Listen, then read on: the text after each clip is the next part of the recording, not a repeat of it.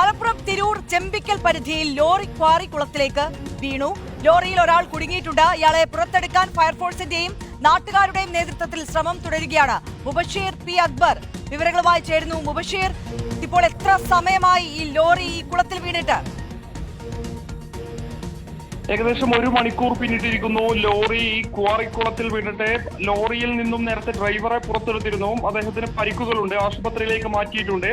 ഡ്രൈവറുടെ കൂടെയുണ്ടായിരുന്ന വണ്ടിയിലുണ്ടായിരുന്ന ക്ലീനർ ആണെന്നുള്ളതാണ് മനസ്സിലാക്കാൻ സാധിക്കുന്നത്. അദ്ദേഹം ഇപ്പോഴും ഈ ലോറിയിൽ കുടുങ്ങിക്കിടക്കുകയാണ്. ഇതൊരു ആളൊഴിഞ്ഞ മേഖലയിലുള്ള ഒരു ക്വാറിയാണ്. ക്വാറിയുടെ മധ്യഭാഗത്തായി സ്ഥിതി ചെയ്യുന്ന ഒരു കുളം പോലെയുള്ള മേഖലയാണ്. സാധാരണഗതിയിൽ വെള്ളമൊക്കെ തന്നെ എടുക്കുന്ന ഒരു മേഖലയാണ്. മറ്റ് കുളി പോലെയുള്ള ആവശ്യങ്ങൾക്കൊന്നും തന്നെ നാട്ടുകാർ അങ്ങോട്ടേക്ക് പോകാറില്ല. അതുകൊണ്ട് തന്നെ ആഴമേറിയ മേഖലയാണ്.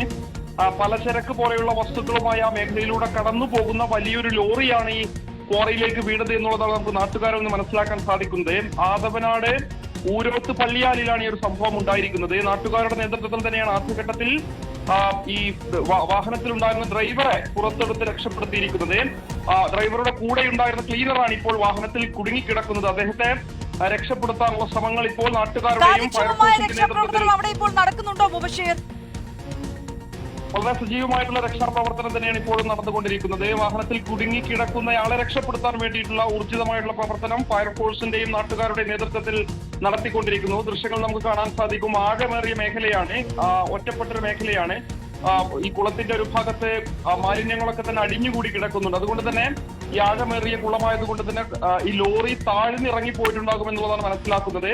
അതുകൊണ്ട് മുങ്ങൽ വിദഗ്ധർ ഉൾപ്പെടെയുള്ള ആളുകൾ, അവിടെയുള്ള സന്നദ്ധ സംഘടനയിൽപ്പെട്ട മുങ്ങൽ വിദഗ്ധർ ഉൾപ്പെടെയുള്ള ആളുകൾ കുളത്തിലിറങ്ങി തന്നെ പരിശോധന നടത്തുന്നുണ്ട്. ഫയർഫോഴ്സ് ഉദ്യോഗസ്ഥരുടെ നേതൃത്വത്തിലും ഊർജിതമായിട്ടുള്ള ഒരു രക്ഷാപ്രവർത്തനം തിരച്ചിൽ തന്നെയാണ് ഇപ്പോൾ അവിടെ നടത്തിക്കൊണ്ടിരിക്കുന്നത്. ഈ അപകടം എങ്ങനെ സംഭവിച്ചു എന്നാണ് മനസ്സിലാക്കുന്നത്? പ്രവർത്തനക്ഷമമായ ക്വാറിയാണോ ഇത്?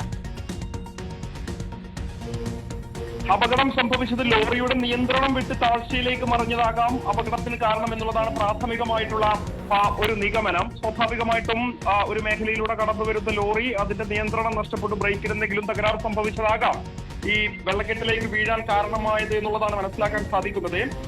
ഉടനെ തന്നെ ലോറിയിൽ അകപ്പെട്ടിരുന്ന 2 പേർ, ഡ്രൈവറും ഡ്രൈവറോടൊപ്പം ഉണ്ടായിരുന്ന ക്ലീനറും, ഡ്രൈവർ ആദ്യഘട്ടത്തിൽ തന്നെ നാട്ടുകാരുടെ നേതൃത്വത്തിൽ രക്ഷപ്പെടുത്തുന്നു. ഡ്രൈവർക്ക് ചെറിയ പരിക്കുകൾ ഉണ്ടായിരുന്നു, ആശുപത്രിയിലേക്ക് മാറ്റിയിട്ടുണ്ട്. ഡ്രൈവറുടെ കൂടെ ഉണ്ടായിരുന്ന വ്യക്തിയാണ് ഇപ്പോഴും ലോറിയിൽ അകപ്പെട്ട് കിടക്കുന്നത്. ലോറിയുടെ ഭാഗങ്ങളൊന്നും തന്നെ മുകൾ ഭാഗത്ത് നമുക്ക് കുളത്തിന്റെ മുകൾ ഭാഗത്തൊന്നും കാണാൻ സാധിക്കുന്നില്ല. എന്തായാലും കൂടുതൽ ഫയർഫോഴ്സ് യൂണിറ്റുകൾ അങ്ങോട്ടേക്ക് എത്തിക്കൊണ്ടിരിക്കുന്നത്. നിലവിൽ തിരൂരിൽ നിന്നുൾപ്പെടെയുള്ള ഫയർഫോഴ്സ് സംഘത്തിന്റെ നേതൃത്വത്തിലാണ് തിരച്ചിൽ നടത്തിക്കൊണ്ടിരിക്കുന്നത്.